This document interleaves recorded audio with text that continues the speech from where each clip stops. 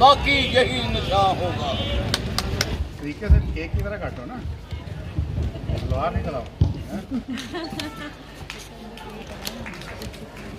रियास दिया जोड़ा शेर पिया गजदा, रियास दिया जोड़ा शेर पिया गजदा, रियास दिया जोड़ा शेर पिया गजदा, रियास दिया जोड़ा शेर पिया गजदा, शेर देहर गमोगी भी बैठे सुशील शर्मा और जोड़े बच्चे भी आते, उनकी मिसेज भी करना आई लता शर्मा और तकरीबन 12 या 14 देशों में फिरे।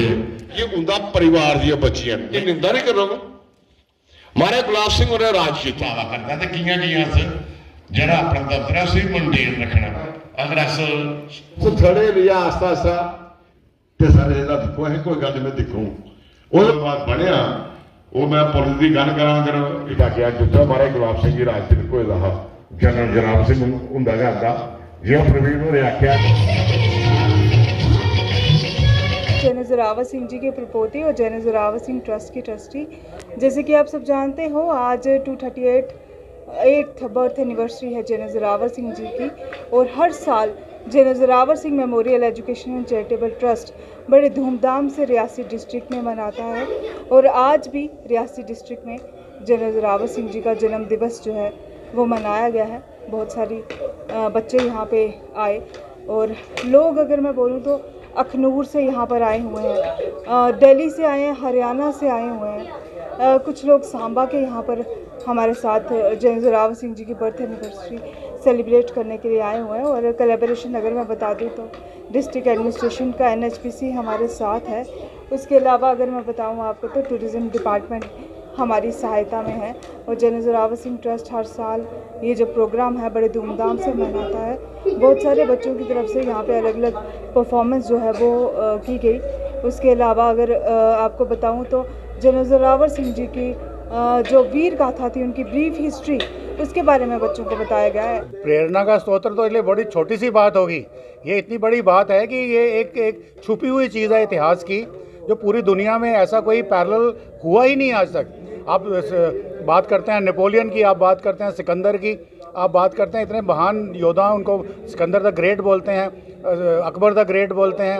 उनके सामने तो ये जनरल जोरावर के सामने उनकी जो कथनी करनी है वो कुछ भी नहीं है।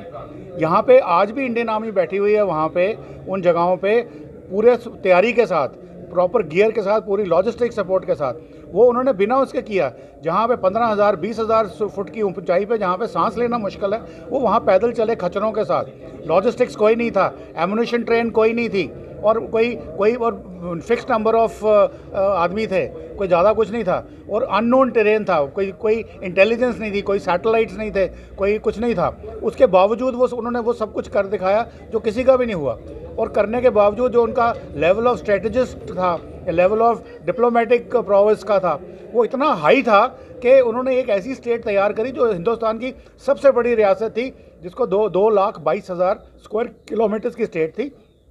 शुरू हुए छोटी सी एक डोगरा रियासत के साथ, जो महाराजा गुलाब सिंह को, महाराजा रंजीत सिंह ने जो 1822 में जियापोटा पे राज किया था, उसको उन्होंने बढ़ाया। पहले रियासी से किश्तवाड़ से आपके गए चंबा से पूरा का पूरा लद्दाख, पुरीग वैली से होते हुए, सुरू वैली से होते हुए जाकर सोड से होते हुए ले पहुँचे। वहाँ से फिर आकर के जीता आपका गिलगित बाल्टिस्तान का एरिया जीता।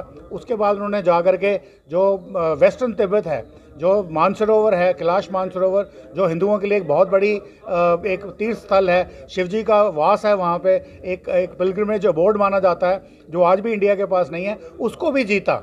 और उसके बावजूद अंग्रेज़ों की एक साजिश थी, एक कॉन्स्पिरेसी थी उसके हिसाब से, और थोड़ी सी उनकी अपनी मिस कैलकुलेशन होगी वेदर की वजह से, जहाँ पे उनको रीइंफोर्समेंट्स मिल नहीं पाई टाइम पे, तो ये सब कुछ हमें वापस छोड़ना पड़ा।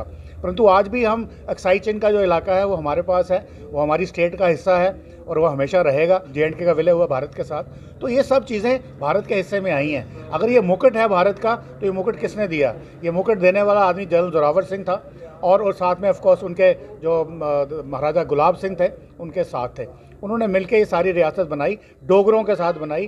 डोगरे ही थे फाइटर्स, डोगरे ही सब कुछ कर रहे थे और उन्होंने बना के इसको 101 साल तक एक रखा। और ये ऐसा जो हिस्ट्री के अंदर कहीं पे भी आपको इसका कोई पैरेलल नहीं मिलेगा। तो ये अगर ये आपको प्रेरणा नहीं दे रहा, डोगरों को अपनी हेरिटेज नहीं बता रहा, डोगरों को ये नहीं बता रहा कि आपके पूर्वजों में क्या किया, आपके रगों में जो खून दौड़ रहा है, जो आपका DNA है वो क्या है, तो फिर इसके अगर ये प्रेरणा स्रोत नहीं बना तो फिर क्या बनेगा।